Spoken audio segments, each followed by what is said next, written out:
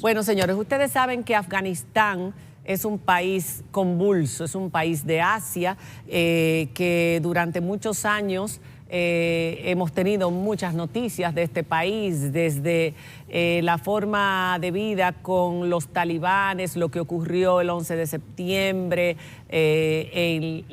luego a partir del 2001, la invasión o la guerra, vamos a decir, contra los talibanes que duró varios años, los Estados Unidos, una ofensiva junto con países de la OTAN y que durante 20 años, casi 20 años, estuvieron en ese país y devolvieron derechos, devolvieron libertades, organizaron un gobierno, porque ha sido un país tribal a través de los siglos, un estado tribal que no se le puede llamar, no se le podía llamar país, pero lo convirtieron lo fueron modernizando y la gente empezó a recobrar esos derechos y vivían de una manera. Pero ustedes recuerdan que hace un año y medio, en agosto del 2021, volvimos a impactarnos con imágenes desde Afganistán, con la desesperación de los afganos en el momento en que se retiraron las tropas, todas las tropas aliadas, porque había habido un pacto entre los Estados Unidos y los talibanes, un pacto por la paz que obviamente no se respetó por parte de los talibanes, pero salieron las tropas, todas las tropas y todos los allegados, los servicios diplomáticos, muchos políticos, incluso miembros del gobierno y miles de afganos desesperados para no ser abandonados en un país que volvía a ser tomado por los talibanes y ya ellos conocían lo que era tener el dominio de los talibanes y cómo la vida de ellos iba a cambiar, muchos amenazados de muerte por haber colaborado con varias de las tropas, entre ellos un joven que sirvió de traductor durante 6 años a las tropas españolas en Afganistán, y ese joven salió en el año 2013 de Afganistán. Su familia trató de sacarlo del país porque sabía que tarde o temprano los talibanes podían matarlo. Pues este libro que yo tengo en mis manos lo acabo de devorar en este fin de semana, Kabul, Huir para Vivir. Esas escenas que yo quiero que sigamos poniendo del aeropuerto, de las miles de personas desesperadas, gente que incluso se colgaron de las ruedas del tren de aterrizaje cuando los aviones Hércules despegaban, los aviones militares, donde llevaban a los que podían llevar, y otros desesperados se colgaban de los aviones y luego caían al vacío. Escenas terribles que pudimos ver, y ver luego lo que los talibanes empezaron de nuevo a hacer con las mujeres, porque ellos prometieron que iban a respetar las conquistas, etcétera, pero no fue así y lo sabemos. Sabemos de lo que son capaces y sabemos el infierno en que está viviendo de nuevo ese país. Este libro nos habla de ese momento y no es lo mismo haberlo visto que conocer una historia desde dentro. Kabul, Huir para Vivir. Un libro escrito por Fermín Cabanillas Serrano, quien es periodista español, y Reyes Calvillo López, la periodista que se tomó el caso de este joven y de su familia para sí. Vamos a darle la bienvenida a Fermín. Buenas noches. Gracias por estar con nosotros, Fermín. Bienvenido. Este libro que se pondrá en circulación acá en República Dominicana, en Cuesta, y que, como dije, yo lo devoré este fin de semana. Y te lo agradezco. La verdad es que empecé a leerlo porque yo siempre que voy a entrevistar sobre un libro a un escritor trato de leerme el libro y pensaba que no iba a poder terminar, pero me enganchó de tal manera y a la vez me llenó de angustia y al final de una alegría inmensa. Vamos a que tú mismo nos cuentes esta historia. ¿Cómo empieza? ¿Qué día? Agosto del año 2021. El 21 de agosto del año 2021, ahí recibimos la noticia de, bueno, habíamos sabido ya que había una serie de ciudades desde nuestra posición desde Europa que habían tomado los talibanes, que habían recuperado su sitio. Y lo que no sabíamos es que el camarero que atendía a Reyes, mi compañera habitualmente, a su abuelo muy cerca de la residencia donde vive, era afgano, es afgano, Karwan, y que llevaba en Sevilla más de 10 años refugiado porque había trabajado como traductor para las fuerzas aliadas. Entonces, aquí se produce una serie de circunstancias enormes porque El que se entera de la noticia es el abuelo de Reyes, que murió justo después de salir el libro. Y que tenía ya demencia senil. Tenía pero demencia recordaba senil. Carwan porque frecuentaba el lugar. Solo recordaba a Carwan porque le ponía unos vasos de vino enormes y era su camarero favorito. Y era cariñoso con él. Era muy cariñoso. Entonces, dentro de la demencia de no conocer a nadie, cuando Carwan le pide ayuda para encontrar a periodistas, su abuelo recuerda que su nieta es periodista. Y a partir de ahí se produce una serie de acontecimientos increíbles que llevan al hecho de que después de 2 meses de intenso trabajo, muchas personas que colaboramos de una forma u otra conseguimos rescatar a esa familia. Y tú contactas a Reyes a través de un hilo que ella publica en Twitter acerca de esta historia. ¿Y qué te animó a formar parte de esta historia que estaba en un hilo como si fuera una especie de microrelato? Un tuit. Un tuit, sí, ¿no? A Reyes la conocíamos, yo la conocí simplemente de un grupo de WhatsApp que tenemos los periodistas en Huelva, y en el que tenemos contacto diario pues, para lo típico, para cambiar agenda, para quién llega antes al presidente que yo no llego, en fin, para ayudarnos un poco entre todos, ¿no? Y entonces cuando ella cuelga el tweet, lo pone tanto en su perfil como en el grupo de WhatsApp. Y a partir de ahí nosotros decidimos hacer lo contrario que hacemos los periodistas. O sea, normalmente nos convocan y lo que hicimos fue convocar a medios. Decidimos que al día siguiente todos los medios nacionales tenían que estar en casa de Carwan para darle eco a la historia. Hubo varias noticias, yo quiero que pongamos, porque yo hice una recopilación de noticias que salieron. Monrosi, uno de los periodistas que colaboró en dar a conocer esta noticia, que se volvió viral en ese momento. Estamos hablando del año 2021, cuando este joven pedía al gobierno, al presidente, que lo ayudaran a salvar a su familia, que había sido amenazada en Kabul por los talibanes en ese mismo periodo, de que o aparecía el joven que había trabajado para las fuerzas españolas, los militares españoles como traductor, o los iban a matar a todos. Una familia donde estaba el papá, la mamá, los hermanos de Carwan, los sobrinos, todos. Entre ellos 2 bebecitas de 6 meses de nacida. O sea, son 15 personas en realidad. Sí, pero de las bebés nosotros no sabíamos nada. Es una de las cosas que explico en el prólogo.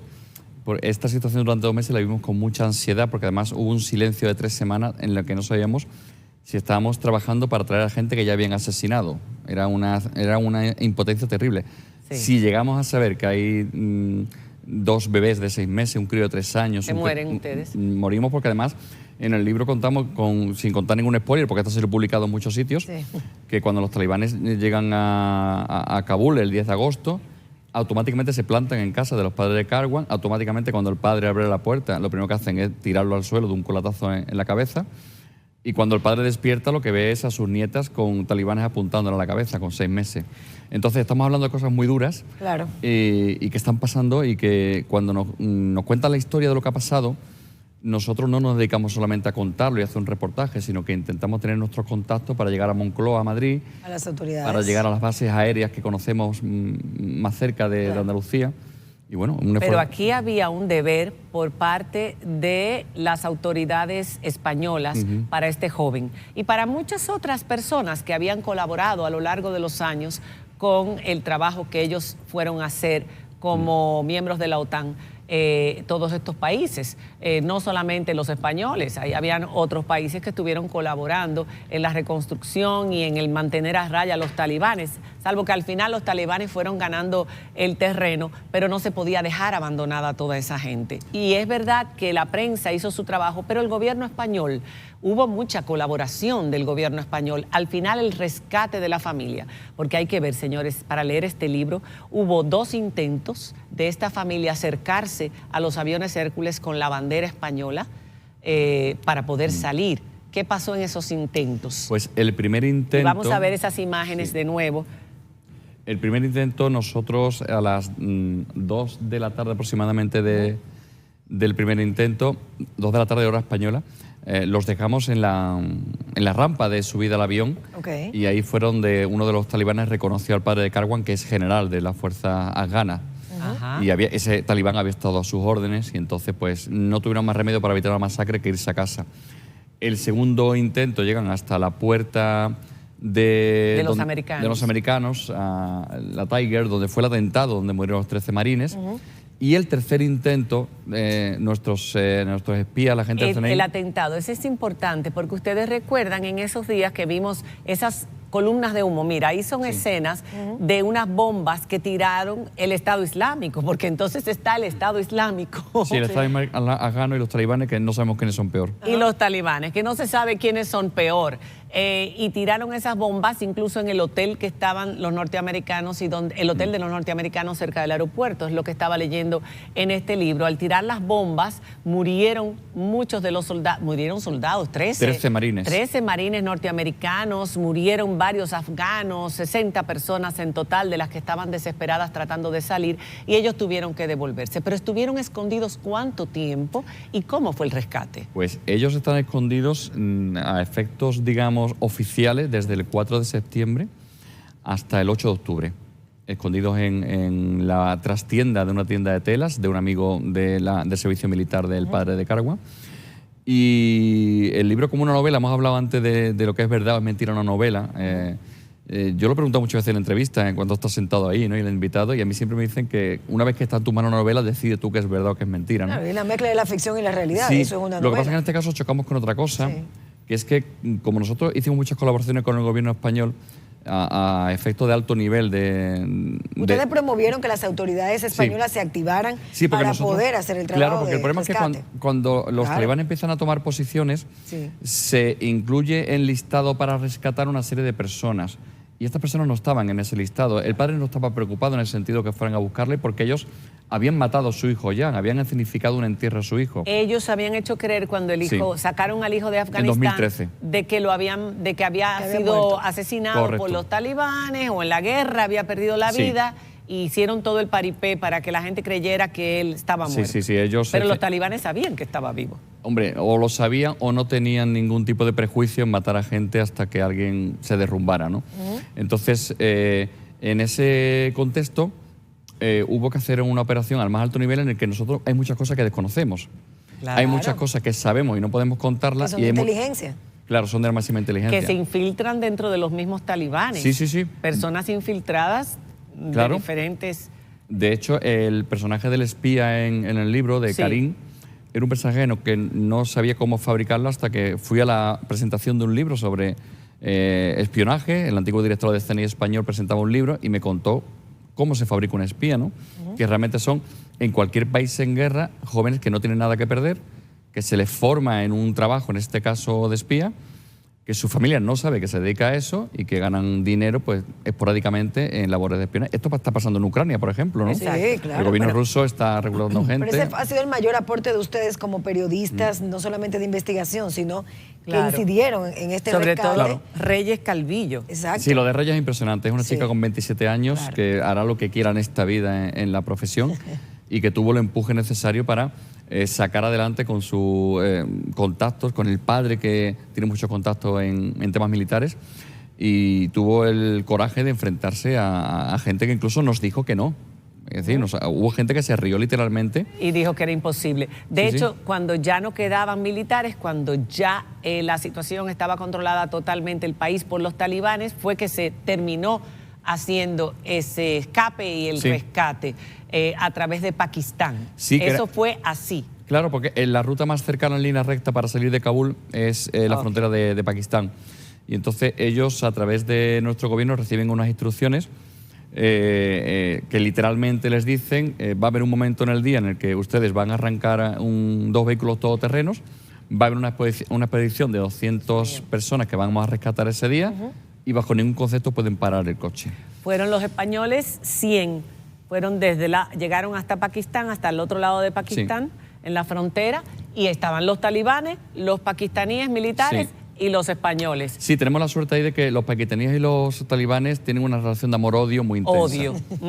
Entonces, ahí también... Ahí fue que mataron a Bin Laden en Pakistán. Sí, por eso, no se llama muy bien históricamente desde entonces. Entonces, además, era una frontera muy poco vigilada, porque ellos están obsesionados con Kabul, ellos le obsesionan la capital. Entonces, cuando estas personas llegan ahí a la frontera, lo que se produce es un encuentro con muy poquitos talibanes en frontera, con unos cuantos pakistaníes y con nuestros soldados que están en suelo de Pakistán, porque no pueden pisar el suelo afgano. Si lo pisaron, no lo sabemos. Y si lo pisaron, bien pisado está. Bueno, bien pisado. Todo lo que y entonces ahí se producen unas situaciones terribles, como que a una cuñada de Karwan que ha parido una niña en Sevilla hace 6 meses.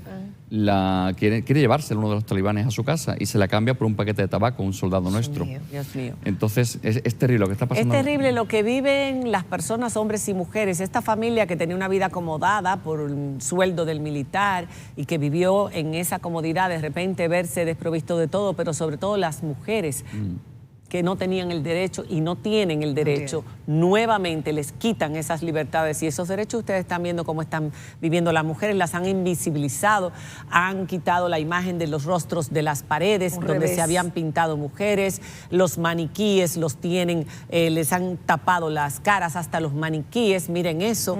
Las mujeres no tienen derecho a estudiar después de los 12 años, aquellas que ya se habían graduado pueden entrar a la universidad, pero no pueden recibir clases de hombres, no pueden hablar, solo por parte de mujeres, tienen unas vidas bien difíciles, muchas de ellas incluso, estaba oyendo una historia de una que fue fiscal y que juzgó a algunos de estos talibanes en un momento determinado, ahora viven escondidas y con mucho miedo. Es una población de 34 millones de personas que el mundo debería, es una vergüenza, realmente lo que pasó ahí es una vergüenza, el abandono de todas esas tropas de ese país y dejar a todas estas personas en manos de los talibanes, eso fue una vergüenza para el mundo occidental. Y este libro recoge bastante de esta historia. Usted lo puede conseguir en Cuesta a partir de... Sí, presentamos en Cuesta, estamos contentísimos, además ilusionadísimos con la presentación. En Cuesta el jueves a las 6:30 de la tarde. Perfecto.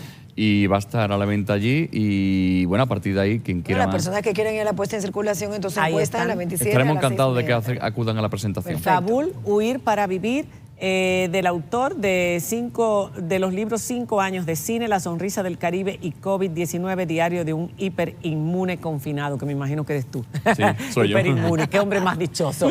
Ahí está el libro, ahí está la historia y vale la pena conocer, porque son cosas que están pasando hoy. Gracias por haber estado con nosotros. Muchas gracias y ojalá cuando lleguemos a Cuesta el jueves, la madre de esa niña la tenga en brazos, por favor. Lo he leído esta mañana en prensa, porque tuvimos un caso en Pamplona, en España, hace 2 meses y cambiaron el protocolo en los hospitales. Claro, y hay que cambiarlo aquí también. Aquí hay que cambiarlo. Esta mañana desayuné con esa historia y estoy... Es terrible, conmueve escuchar los gritos desesperados de esa pobre mujer. Ojalá. Que está vacía, que está sin alma. Gracias por haber estado con nosotros. Gracias a vosotras. Hacemos una pausa, recibimos a Evelina Rodríguez, a Judith Rodríguez, también. A Judith y Evelina. Son los mismos apellidos, no, y Pepe Sierra, pero no vienen juntas, pero vienen. Ya regresamos.